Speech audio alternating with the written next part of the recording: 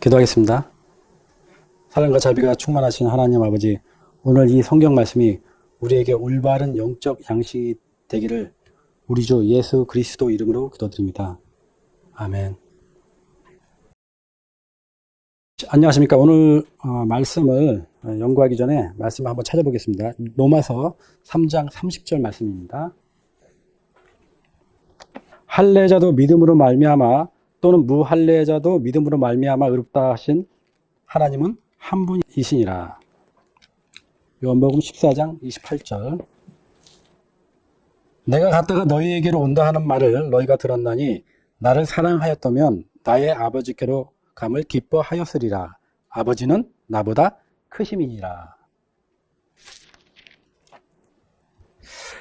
제가 이 성경 말씀을 읽어드렸는데 주요 내용이 하나님은 한 분이시라는 말씀하고, 그리고 예수님께서 아버지는 나보다 크심이라 라고 말씀하셨습니다. 삼위일체를 반대하는 대표적인 교단에서는 예수님께서 인간을 찾아 이 땅에 오신 하나님이라는 말을 대단히 불쾌하게 생각합니다. 그 이유가 예수님은 하나님이 보내신 분이고 아들이고 독생자이시지 결코 이 땅에 오신 하나님 자신이 아니기 때문에 성경과 맞지 않다라고 하기 때문에 그렇습니다. 우리가 읽은 말씀 중에서 하나님은 한 분이시라는 말씀이 성경 전체에 많이 있습니다. 그렇기 때문에 그 사람들은 우리가 믿는 성부, 성자, 성령, 삼위 하나님을 그렇게 믿는 것을 이설이고 이단이라고 주장합니다. 여러분들은 성경대로 믿는다고 하면서 만약에 하나님이 한 분이라고 성경에 되어 있는데, 그렇다면 우리가 믿는 삼위 하나님을 어떻게 여러분들은 이해하시고 믿고 계십니까? 하나님이 한 분이라고 주장하는 그 교단에서는 다 일리가 있기 때문에 성경 말씀으로 자기들은 성경대로 믿는다고 이렇게 주장합니다. 그들 입장에서는 삼위 하나님을 믿는 우리가 이설이고 이단이지, 그들은 그것을 성경대로 믿는다고 하면서 우리가 이렇게 믿는 믿음을 이해할 수가 없는 것입니다. 얼마 전 어떤 분이 이런 질문을 했습니다.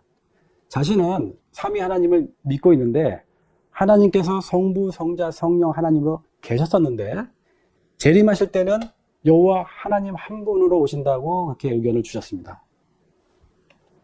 또 다른 한 분은 자신도 삼위 하나님을 믿는데 여호와라는 이름은 성령 하나님께 호칭하는 것은 성경적으로 위험하고 또 익숙치 않으며 또한 성령이 여호와라고 하신 말씀이 성경에 없다, 이렇게 말씀했습니다. 근데 이분들은 동일하게 삼위 하나님을 믿는다, 이렇게 주장하고 있습니다. 여러분은 어떻게 생각하십니까? 이 두 분이 삼위 하나님에 대해서 올바른 지식을 갖고 깨닫고 마음으로 믿고 있다고 생각하십니까? 성령 하나님께서 인격체이심에도 불구하고 만약에 이것을 부인한다면 예배적인 관점에서 성령 하나님께서 받으실 경배나 믿음, 헌신, 사랑, 구속의 역사들이 그 역사들을 인간들이 회방하게 되고 자신이 하나님 자리에 앉게 되는 죄를 결국엔 범하게 될 것입니다. 그럼 지금부터 여러분들과 함께 성경을 연구하면서 과연 올바른 말씀을 어떻게 우리가 분별하고 우리 마음에 믿는 그런 시간을 갖고자 하겠습니다.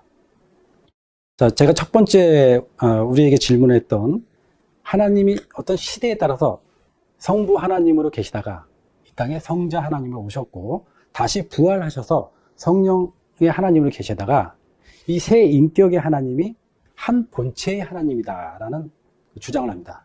그러니까 하늘에서는 성령 하나님으로 계시다가 성육신 하셨을 때는 성자 하나님으로, 그리고 부활하시고는 성령 하나님으로 계시다가 재림하실 때는 이 세 인격을 가지고 이 세 인격이 여호와라는 한 하나님으로 오신다는 그런 말입니다. 이것을 신학적으로는 양태론이라고 합니다. 이러한 논리는 한 번 구원은 영원한 구원이라는 그 구원파 계통에서 가르치는 주요 교리입니다. 그런데 이러한 교리는 한 몸속에 여러 다중인격이 있는 귀신 같은 하나님을 가르치는 말씀입니다. 최근에 영화나 드라마에서도 한 인격 안에 다중인격을 가진 그런 소재를 가진 그런 영화나 드라마가 인기를 끌고 있는데 이러한 현상은 바람직하지 못하고 마치 사람 안에 여러 가지 영혼이 들어있다는 그런 잘못된 생각을 갖게 만들고 하물며 하나님께서 한 개체 안에 세 인격이 들었다는 그런 다중적인 그리고 귀신 같은 믿음이 그런 양태론적 가르침입니다.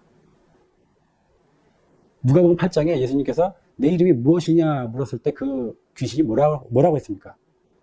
내 이름은 군대라 해서 많은 귀신이 들렸다라고 이렇게 설명이 되어 있습니다. 예수님께서 거기에 있는 돼지떼에게 들어가라 말씀하셨고 귀신은 그대로 해서 그 돼지떼가 이제 물로 들어가서 다 익사하게 됩니다. 마가복음 16장의 말씀에 예수께서 그 막달라 마리아에게 그 귀신을 쫓아내셨는데 그 귀신에 그 막달라 마리아에게 7 귀신이 들어가 있다고 이렇게 하셨습니다. 누가복음 11장에도 더러운 귀신이 더러운 귀신이 사람에게 나갔을 때 다시 그 집에 오니까 깨끗하게 돼 있는 그 영혼이 깨끗하게 된 것을 보고 7 귀신이 들어가게 된다 이렇게 말씀하셨습니다. 제가 여러분들께 무엇을 말씀드립니까? 우리가 한 몸 안에 여러 인격이 들어갔다고 가르치는 것은 귀신의 가르침입니다. 하나님께서 한 인격체 안에 이 세 분이 계신다는 자체가 성경적으로 맞지 않고 그것은 귀신을 믿는 신앙이라는 것입니다. 자, 예수님께서는 요한복음 14장 16절 말씀 보겠습니다. 요한복음 14장 16절. 내가 아버지께 구하겠으니 그가 또 다른 보혜사를 너희에게 주사 영원토록 너희와 함께 있게 하시리니.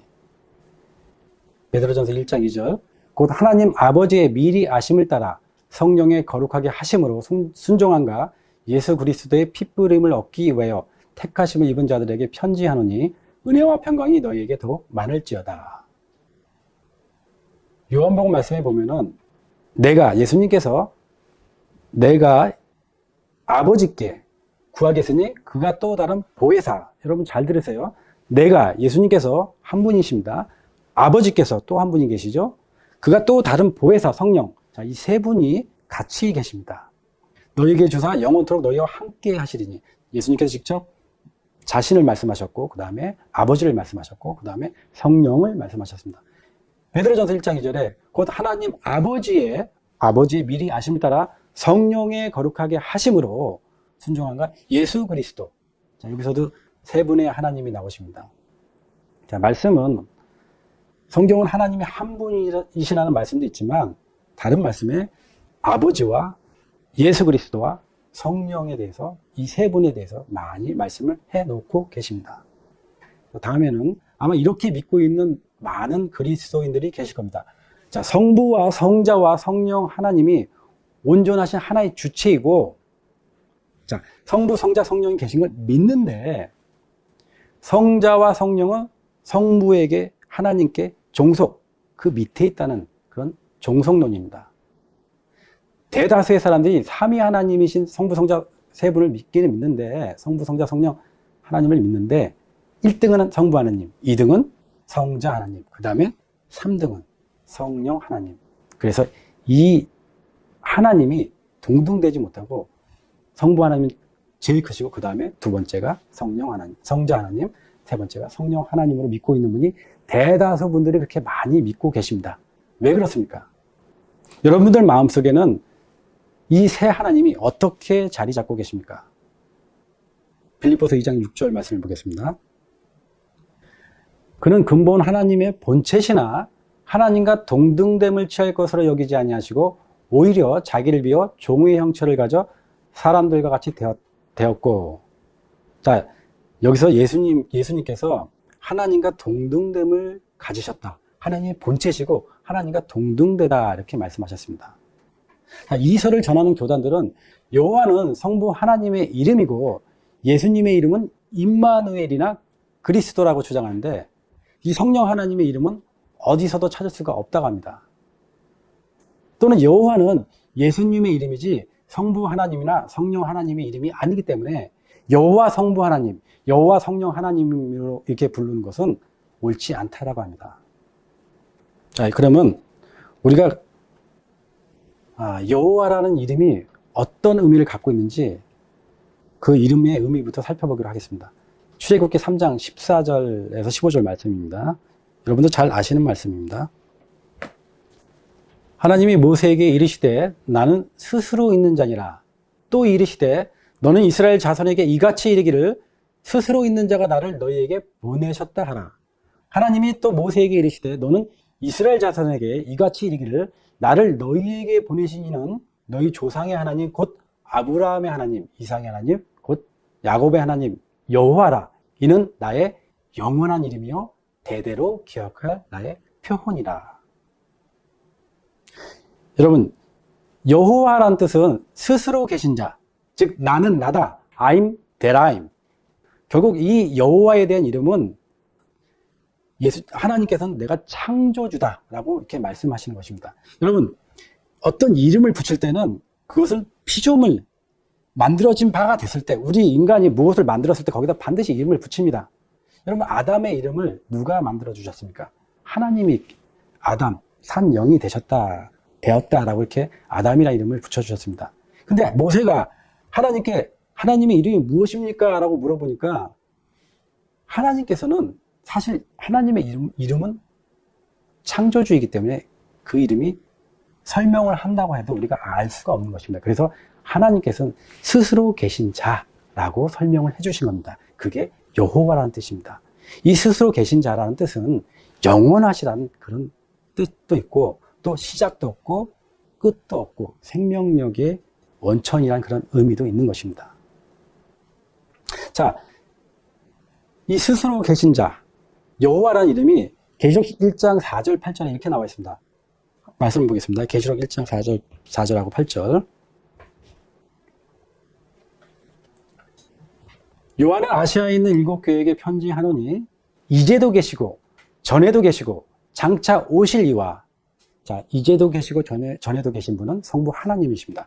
그 보좌 앞에 7영과 성령을 상징합니다. 또 충성된 증인으로 죽은 자를 가운데서 먼저 나시고 땅의 임금들의 머리가 되신 예수 그리스도, 여기서 삼위 하나님이 나오시죠. 자, 성부 하나님을 말씀하실 때 이제도 계시고 전에도 계시고, 다음 뒷절에 8절에 주 하나님이 가라사대 나는 알파와 오메가요, 이제도 있고 전에도 있었고 장차 올 자요 전능한 자라 하시더라. 자, 주 하나님 예수님께서 자신이 나는 알파와 오메가다, 그리고 이제도 있고 전에도 있었고 스스로 계신 분이라고 이렇게 선포하고 계십니다. 요한복음 8장 58절에 예수님께서 가라사대 진실로 너희에게 이르노니 아브라함이 나기 전부터 내가 있느니라 라고 말씀하셨는데, 여기서 내가 있느니라는 그런 말씀은 나는 나다, 나는 스스로 존재한다, 이런 여호와 이름을 말씀하시고 계신 것입니다. 그러니까 내가 있느니라는 아브라함이 나기 전부터 스스로 나는 있었다라고 이렇게 선언하고 계시는 것입니다. 자, 또 한 분이 계십니다. 하나님의 아들과 동일하시고 그리고 시작한 날도 생명의 끝도 없고 영원하다고 하신 그분이 누구십니까? 네, 그분이 멜기세덱 성령 하나님이십니다. 히브리서 7장 3절에 아비도 없고 어미도 없고 족보도 없고 시작한 날도 없고 생명의 끝도 없어 하나님 아들과 방불하여 항상 제사장으로 있느니라. 그래서 여호와라는 말씀은 스스로 존재하시는 분, 그리고 영원한 생명력을 가신 성부, 성자, 성령 하나님을 말씀하고 계십니다.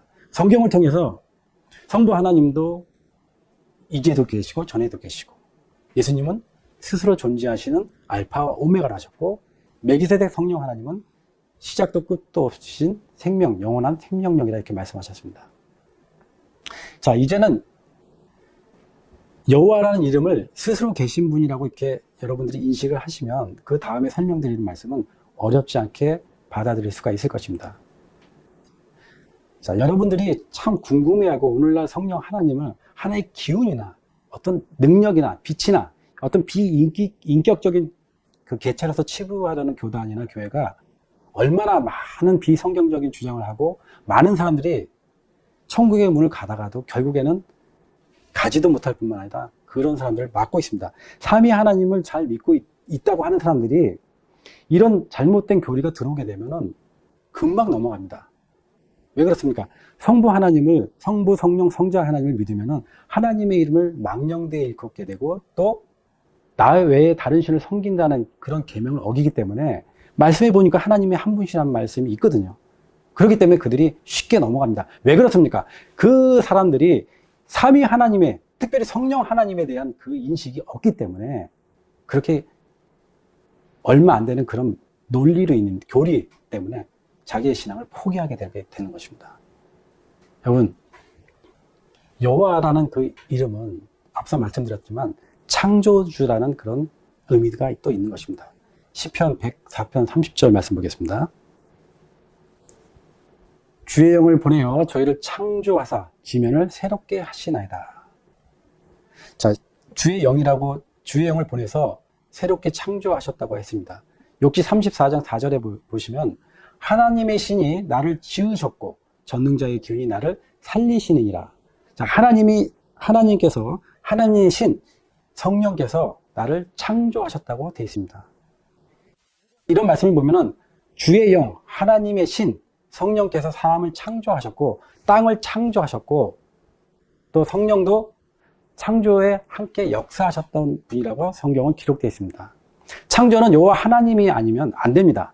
왜냐하면 창조의 사역에는 여호와가 창조하셨다고 분명히 성경은 기록해 놓고 계시기 때문에 그렇습니다. 여러분, 창세기 1장에 태초에 하나님이 천지를 창조하시느니라, 그 다음에 땅이 공허하고 혼돈할 때 하나님의 신, 성령께서 그 수면에 운행하셨다 이렇게 나왔습니다. 그래서 여호와 하나님은 성경 보면은 우리 중에 하나 이런 말씀하셨고 우리는 다 여호와다라고 말씀하셨습니다. 여호와는 온 우주와 만물을 창조하신 성부 하나님, 성자 하나님, 성령 하나님, 이 세 인격체로 계시는 분들입니다. 그래서 유일하신 여호와시고 한 분이신 하나님이라고 성경은 이렇게 기록이 되어 있는 것입니다. 유일하신 여호와라는 말씀은 절대적으로 하나님 한 분이라는 그 의미가 아니라 온 우주에 여호와라는 이름을 가질 수 있는 스스로 계시는 분은 아버지와 아들과 성령 하나님, 이 세 분 한 분이라는 그런 유일하다는 그런 뜻입니다. 여러분, 마태복음에 보면은 아버지와 아들과 성령의 이름으로 침례를 주라고 이렇게 되어 있습니다. 침례가 무엇입니까? 침례는 죽을 수밖에 없는 죄인이 창조주이신 아버지와 아들과 성령의 이름으로 다시 재창조되는 그런 사역을 말씀하시는 것입니다. 여러분, 성경을 한번 찾아보세요. 여호와의 신이 성령께서 얼마나 많은 선지자들과 이스라엘 백성들에게 임하셔서 그들을 인도하고 가르침을 주셨는지 한번 성경을 찾아보십시오. 여호와의 신이라는 말씀이 얼마나 성경에 많이 기록되어 있습니까? 자, 여호와는 창조주 여호와 하나님, 창조주 성령 하나님이십니다. 다음에 두 번째, 여러분들이 그렇게 기다리고 또 기도하고 계시는 늦은 비는 누굽니까? 늦은 비 능력은 누구의 능력입니까? 늦은 비는 여호와 하나님의 능력입니다. 호세아 6장 3절 말씀을 보겠습니다. 그러므로 우리가 여호와를 알자, 힘써 여호와를 알자. 그의 나타나심은 새벽빛같이 어김없나니 비와 같이 땅을 적시는 늦은 비와 같이 우리에게 임하시리라 하니라. 자, 호세아 말씀에 늦은비, 여호와의 능력은 늦은비라고 이렇게 말씀하시고 계십니다. 이 말씀은 늦은비와 같이 우리에게 임하시는 여호와에 대해서 말씀하시는데, 성경에서 늦은비나 이른비 이런 표현은 성령의 역사를 나타내는 말인데, 늦은비로 일하시는 여호와는 성령이십니다. 이사야 32장 15절 말씀에 마침내 위에서부터 영을 우리에게 부어 주시리니 광야가 아름다운 밭이 되며 아름다운 밭을 숲으로 여기게 되리라. 그 늦은비 성령은 바로 여호와를 말씀하신다고 되어 있습니다. 자, 여호와, 늦은비 성령, 늦은비 은혜, 그리고 성령, 여호와 하나님을 성령이라고 증거하고 있습니다. 그러므로 여호와께서 하신 말씀은 성령께서 하셨다고 지금 성경 자체가 이렇게 증언하고 계십니다. 이처럼 아버지와 아들과 성령이 다 여호와라는 사실은 성경 자체가 우리가 분명히 증거하고 있음을 우리가 알고 있습니다. 많은 사람들이 성령 하나님께서는 인격이 없는 기운이다, 파워다, 능력이다, 호흡이다라고 말하지만, 성령은 인격을 가신 하나님이라는 증거가 성경 속에 너무나 많이 있습니다. 엘로힘, 야훼, 여호와는 그 발음의 차이를 가졌지만 하나님을 호칭하는 단어들입니다. 마지막으로 성경 하나님이 여호와라는 말씀이 없다고 주장하는데, 그런 분들을 위해서 증거해 드리겠습니다. 여호와란 스스로 계신 자라는 뜻을 가지고 있기 때문에 성부, 성자, 성령 하나님께 합당한 호칭인데, 우리는 성경을 통해서 사도들께서 성령 하나님을 어떻게 지칭했는지 한번 찾아보겠습니다. 사도 바울께서는 사도행전 28장에 어떻게 기록했는지 한번 찾아보겠습니다. 사도행전 28장, 먼저 이사야 6장 9절 말씀을 보겠습니다. 이사야 6장 9절 말씀. 여호와께서 가라사대 가서 이 백성에게 이르기를 너희가 듣기는 들어도 깨닫지 못할 것이요 보기는 보아도 알지 못하리라 하여 이 백성의 마음으로 둔하게 하며 그 귀가 막히고 눈이 감기게 하라. 염려컨대 그들이 눈으로 보고 귀로 듣고 마음으로 깨닫고 다시 돌아와서 고침을 받을까 하노라. 이사야 선지자에게 말씀하신 이스라엘 백성들을 책망하며 말씀하신 여호와를 사도행전에서 바울은 어떻게 설명하고 있는지 사도행전 28장을 보겠습니다. 28장 25절 말씀. 서로 맞지 아니하여 흩어질 때 바울이 한 말로 일러 가로되 성령이 선지자 이사야로 너희 조상들에게 말씀하신 것이 옳도다. 잘 들으십시오. 이사야 선지자에게 말씀하신 분은 여호와신데, 사도 바울께서는 그 이스라엘 사람들에게 성령이, 구약에서는 여호와가 이사야 선지자에게 말씀하신 것을 사도 바울께서는 지금 성령이 선지자 이사야로 너희 조상들에게 말씀하신 것이 옳도다. 일러스되 이 백성에게 가서 말하기를 너희가 듣기는 들어도 도무지 깨닫지 못하고 보기는 보아도 도무지 알지 못하는도다. 이 백성들의 마음이 완악하여져서 그 귀로는 둔하게 듣고 그 눈을 감았으니 이는 눈으로 보고 귀로 듣고 마음으로 깨달아 돌아와 나의 고침을 받을까 함이라 하였으니. 여러분 이해가 되십니까? 구약에서 말씀하신 여호와가 신약에서 제자들이, 사도들께서 성령이라고 말씀하시고 동일한 교훈을 하고 계십니다. 여러분 지금 성령께서 여러분들의 귀와 눈을 열고 듣고 보고 그렇게 깨닫기를 원하고 계십니다. 예레미야 31장 말씀을 보겠습니다. 예레미야 31장 33절 말씀입니다. 나 여호와가 말하노라. 그러나 그날 후에 내가 이스라엘 집에 세울 언약은 이러하니 곧 내가 나의 법을 그들의 속에 두며 그 마음에 기록하여 나는 그들의 하나님이 되고 그들은 내 백성이 될 것이라. 그들이 다시는 각기 이웃과 형제를 가리켜 이르기를 너는 여호와를 알라 하지 아니하리니 이는 작은 자로부터 큰 자까지 다 나를 알미니라. 내가 그들의 죄악을 사하고 다시는 그 죄를 기억지 아니하리라. 여호와의 말이니라. 자, 이 말씀은 히브리서 기자는 10장 15절 말씀 보겠습니다. 또한 성령이 우리에게 증거하시되 주께서 가라사대 그날 후로는 저희와 세울 언약이 이것이라 하시고 내 법을 저희 마음에 두고 저희 생각을 기록하라 하신 후에 또 저희 죄와 저희 불법을 내가 다시 기억지 아니하리라 하셨으니.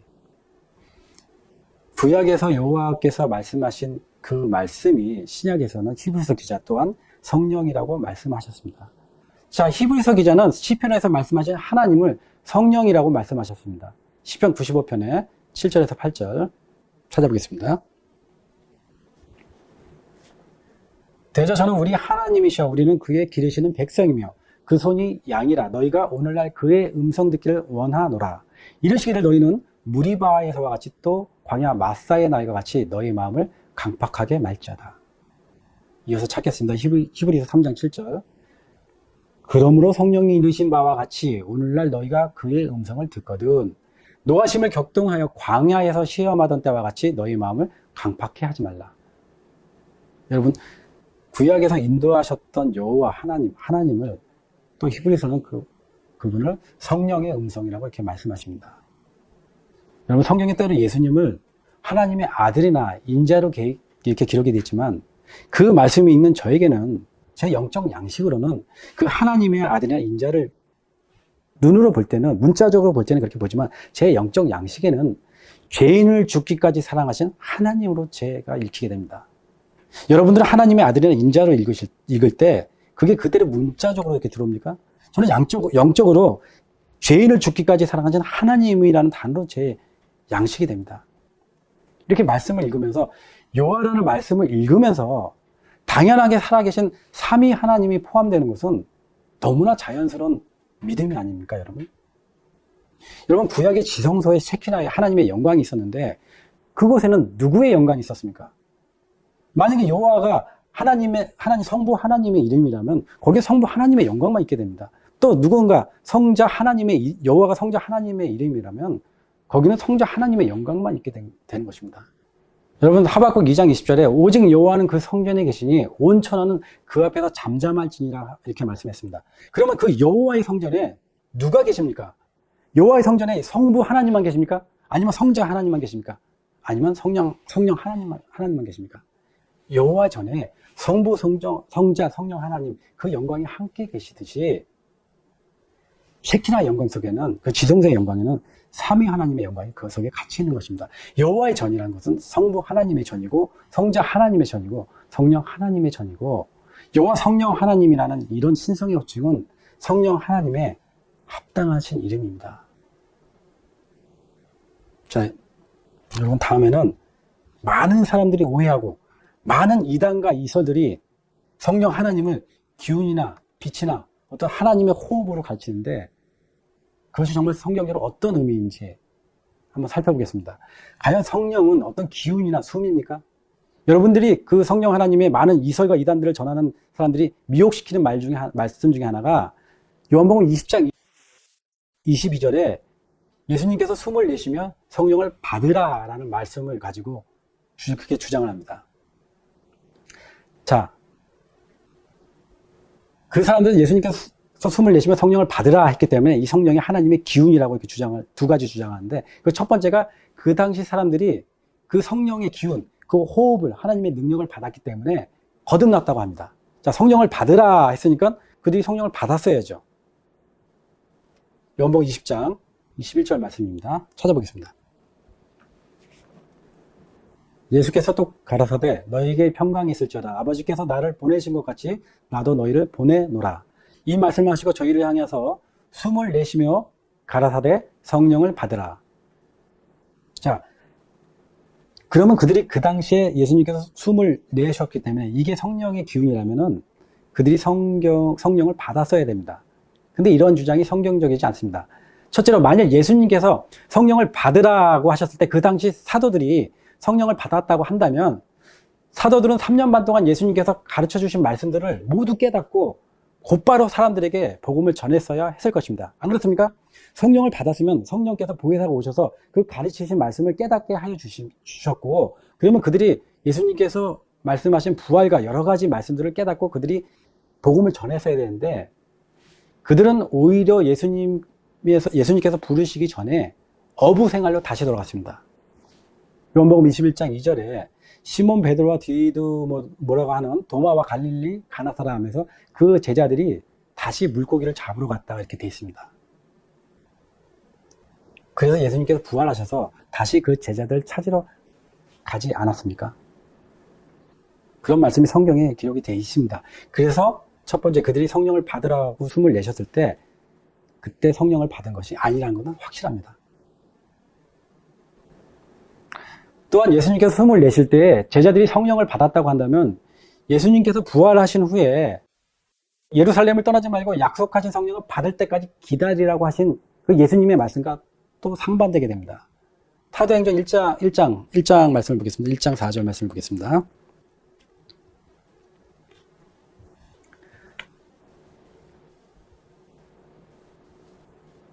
사도와 같이 모이사 저에게 분부하여 가라사대 예루살렘을 떠나지 말고 내게 들은 바 아버지의 약속하신 것을 기다리라. 요한은 물로 세례를 베풀었으나 너희는 몇 날이 못되어 성령으로 세례를 받으리라 하셨느니라. 자, 이 말씀을 잘 들어서 보세요. 예수님께서 부활하시고 제자들에게 예루살렘을 떠나지 말고 아버지께서 약속하신 성령이 오기까지 기다리라고 하셨습니다. 그리고 너희들은 아직 성령으로 세례를 못 받았기 때문에 그 성령이 오시면 너희가 성령으로 세례를 받게 될 것이라고 이렇게 말씀하셨습니다. 그러니까 예수님께서 그 당시에 제자들에게 성령을 받아라고 이 숨을 내신 것은 그 당시 성령을 받지 않았다는 것을 명확하게 증거하시고, 오히려 예수님께서는 부활하시고 제자들에게 예루살렘을 떠나지 말고 성령을 받으라라고 말씀하셨습니다. 자, 우리가 성경을 통해서 아는 바와 같이 성령은 예수님께서 부활하신 후에 오순절 날에 사도들이 그 마가의 다락방에서 성령을 받았다는 사실을 우리가 알 수가 있습니다. 그래서 예수님께서 숨을 내셨을 때 성령을 받은 것이 아니라 예수님께서 부활하시고 오순절 그때 성령을 받았다고 성경은 기록이 되어 있습니다. 그러면 예수님께서 왜 14장에 제자들에게 성령을 받으라고 하시면서 숨을 내셨을까요? 왜 그랬을까요? 여러분 궁금하지 않습니까? 많은 이설과 이단들이 그 말씀을 곡해하고 오해해서 그게 하나님의 기운이고 능력이고 빛이기 때문에 그 성령을 받으라 이렇게 말씀하십니다. 제가 전에 말씀드렸듯이 성령의 능력은 어떤 기운이나 빛을 받아도 내가 그것을 행하는 것이 아니라 하나님의 말씀이 내 안에 있을 때 성령께서 그 말씀으로 역사하셔서 내가 거기에 순종하고 나갈 때 그때 말씀의 능력이 나가는 겁니다. 성령이 내 안에 들어와서 어떤 나를 이렇게 주장하고 인도하고 그런 것이 아니라 말씀이 살아서 역사하고 운동력이 있어서 살아 움직일 때 그때 성령께서 말씀으로 역사하신다고 이렇게 성경은 우리에게 교훈하고 계신 겁니다. 어떤 느낌이 오거나 뜨겁고 차갑고 눈물을 흘리고 그런 감정이 아니라 말씀이 기반이 돼서 이 말씀이 살아서 역사하는 것을, 그것을 성령의 능력이라고 말씀하시고 계시는 것입니다. 믿음은 들음에서 나며 들음은 그리스도의 말씀으로 말미암느니라 이렇게 말씀이 되어 있습니다. 여러분, 믿음은 말씀이 반석이 되어야 됩니다. 예수님께서 죄로 인해 죽을 그 사람의 영혼을 살려주는 영으로서 보혜사 성령님이 오실 것이다. 그 성령님의 사역과 능력에 대해서 하나님께서 마치 죽은 몸에, 잘 들으세요 여러분, 하나님께서 흙으로 되어 있는 그 몸에 생기를 불어넣으셨을 때 그 흙으로 가진 그 육체가 산 영이 되었다고 성경은 기록이 되어 있습니다. 예수님께서 로마서 8장 11절 말씀 보겠습니다. 로마서 8장 11절. 예수를 죽은 자 가운데서 살리신 이의 영이 너희 안에 거하시면 그리스도 예수를 죽은 자 가운데서 살리신 이가 너희 안에 거하시는 그의 영으로 말미암아 너희 죽을 몸도 살리시리라. 자, 성령께서 오시면은 그리스도가 하신 일을 십자가에서 대속해서 우리 죄를 용서해 주시고 부활하신 그 복음의 소식을 성령을 통해서 우리가 전해 듣게 되고, 성령을 통해서 우리가 죽은 영혼이 우리가 살리심을 받게 된다. 그 의미로 호흡을 예수님께서 말씀하신 겁니다. 성경을 배운 사도들은 그 당시 예수님께서 숨을 불어넣으셨을 때 이 의미가 뭔지를 잘 몰랐습니다. 그러나 사도들은 구약을 갖고 있었기 때문에 하나님께서 아무 생명력이 없는 아담의 육체에 호흡을 불어넣었을 때 그 아담이 산 영이 된 것처럼 성령이 오시면은 우리가 죄로 인해서 죽었지만 성령이 살리시는 영으로서 오셨기 때문에 그 죽은 죄인들이 산 영이 될 수 있다는 그런 깨달음을 그들이 갖게 된 것입니다.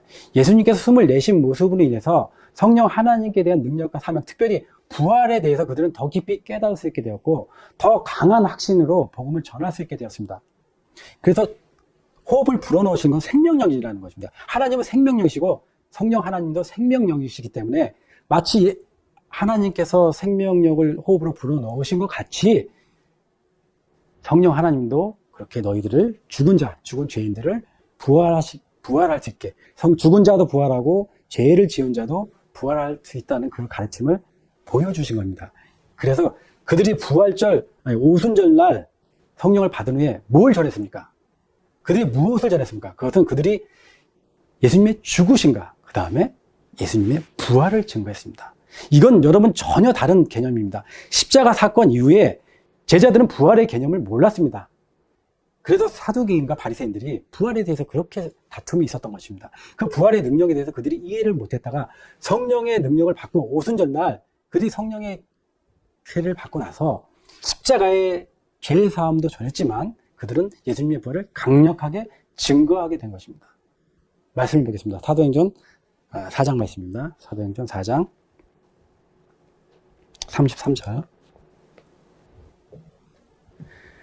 사도들이 큰 권능으로 주 예수의 부활을 증거하니 무리가 큰 은혜를 얻어.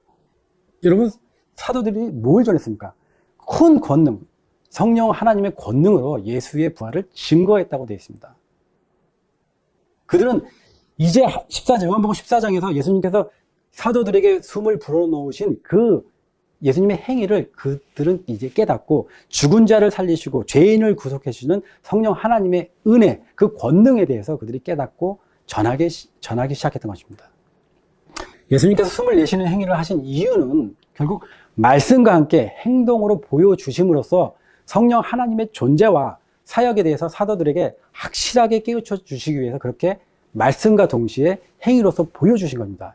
예수님께서는 성령이 오시면 사도들이 권능을 받고 땅끝까지 이르러 내 증인이 되리라는 사명을 받게 될 것인데, 이는 성령의 능력을 받게 돼서 그 사역이 시작될 것임을 사도들에게 명확히 깨우쳐 주시기 위해서 앞으로 일어날 일에 대해서 이런 어떤 행동으로서 계시로서 보여주신 것입니다. 계시는 말씀으로도 보여주시고 또 환상으로도 보여주시고 또 이렇게 예수님께서 직접 행동으로도 보여주시는 것입니다. 숨을 불어넣는 행동, 이 사도들은 그 행동을 유심히, 그리고 머릿속에 아주 감명 깊게 그날의 예수님의 행동을 기억하고 있었을 것입니다. 왜냐하면 예수님께서 직접 행동하신, 그게 무엇입니까? 예수님께서 마지막 잡히시기 전날에 제자들에게 하신 성찬식이 있습니다. 그래서 사도들은 예수님께서 몸소 보여주신 종이 되고 겸손하신 모습을 그 행위를 통해서 배우게 된 것입니다. 사도행전 1장 8장에 오직 성령이 너에게 임하시면 너희가 권능을 받고 예루살렘과 온 유대와 사마리아와 땅끝까지 이르러 내 증인이 되리라 하셨습니다. 이것처럼 어떤 행위로서 앞으로 일어날 사건을 계시해 주는 모습이 사도행전 21장에 그 아가보라고 하는 선지자가 바울의 띠를 가져다가 자신의 손과 발을 이렇게 묶는 모습을 보여주면서 사도 바울께서 앞으로 잡혀갈 것을 어떤 행위로서 나타내는 모습이 나옵니다. 사도행전 21장에 보겠습니다.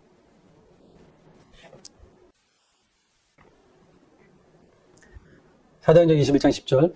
여러 날 있더니 한 선지자 아가보라 하는 이가 유대로부터 내려와 우리에게 와서 바울의 띠를 가져다가 자기 수족을 잡아매고 말하기를 성령이 말씀하시되 예루살렘에서 유대인들이 이같이 이 띠 임자를 결박하여 이방인의 손에 넘겨주리라 하거늘 우리가 그 말을 듣고 그곳 사람들로 더불어 바울에게 예루살렘으로 올라가지 말라 권하니 바울이 대답하여 너희가 어찌하여 우러 내 마음을 상하게 하느냐.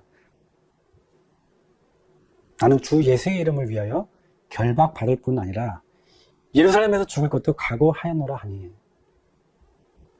자, 이렇게 앞으로 일어날 일에 대해서 어떤 말과 함께 어떠한 행동으로 보여주는 것은 듣는 사람들이 더 마음에 깊이 각인이 되고 그 말씀의 가마를 더욱더 생각하게 됩니다.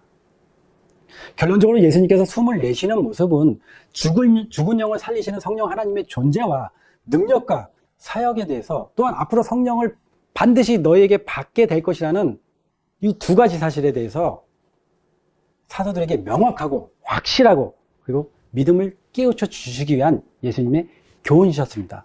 또 하나는 예수님께서 돌아가시고 두려움과 연약함에 홀로 남겨졌다고 느낄 사도들에게 내가 항상 너희와 함께 하시겠다고 하신 말씀처럼 용기와 확신을 어떻게든 주시고자 하는 예수님의 긍휼하시고 제자들을 사랑하시는 마음을 우리는 느끼게 됩니다. 요한복음 14장 말씀에 내가 너희를 고아와 같이 버려두지 아니하고 너희에게 오리라 라고 이렇게 말씀하셨습니다. 여러분, 그래서 다시 정리해서 말씀드리면 예수님께서 성령을 받으라 하고 숨을 내신 것은 성령 하나님의 사역과 죽은 자를 살리시는 성령 하나님의 사역을 설명하고 두 번째는 제자들에게 반드시 너에게 성령이 임할 것이라는 그 확신을 주시기 위해서 말씀과 함께 행동으로 계시해 주신 예수님의 교훈입니다. 성령 하나님이 어떤 기운이나 바람이나 호흡이 아니라 성령 하나님의 존재에 대해서, 사역에 대해서 예수님께서 확실하게 깨우쳐 주시기 위해서 한 행동이시고 말씀이십니다. 여러분, 삼위일체란 세 분이 한 몸이 아니라 세 분이 하나 되신다는 믿음으로 성부, 성자, 성령이 살아계신 세 하나님이 계신데 그 세 분은 모두 유일하시고 스스로 존재하시고 세 분은 동등하시고 하나님의 본성과 사랑의 본질을 가지셨고 하나님의 목적이나 사상이나 거룩함이 일체시고 하나시라는 그런 말씀입니다. 세 분이 한 몸이 되는 게 아니라 세 분이 하나 되신다는 게 삼위 하나님입니다. 성부, 성자, 성령 이 세 분이 하나의 유일신이라는 그것이 삼위 하나님에 대한 믿음입니다. 여러분, 여호와라는 성부, 성자, 성령의 이 삼위 하나님의 그 반석 위에 믿음이 놓여 있지 않으면 복음의 가르침은 변질될 수밖에 없고 마지막 때 늦은 비 성령을 어떻게 받을 수 있겠습니까? 여러분, 여호와라는 이름이 성부 하나님, 성자 하나님, 성령 하나님의 호칭인 게 여러분들은 불편하십니까? 여러분, 앞으로 이 삼위 하나님에 대한 사단의 도전은 굉장히 심각하고 또 강하게 올 것입니다. 특별히 성령 하나님에 대한 믿음은 여러분들은 더욱더 살펴보고 마음판에 새겨져야 합니다. 그래서 여호와라는 이름 앞에 내 마음속에 성부, 성자, 성령 하나님이 동등되게 있지 않으면 혹시 성령 하나님이 제일 마지막에 작은 분으로 생각하고 계신다면 여러분들의 신앙이 삼위 하나님의 그 신앙의 반석에 서 있지 않다는 증거가 될 것입니다. 여러분, 오늘 말씀을 통해서 살아계신 삼위 하나님, 여호와 전에 계시는 쉐키나 영광의 지성소에 계시는 삼위 하나님의 그리고 여호와라는 스스로 계신 자라는 그 이름의 그 감동과 그 가르침이 여러분 마음속에 깊이 깨닫기를 간구드립니다. 감사합니다.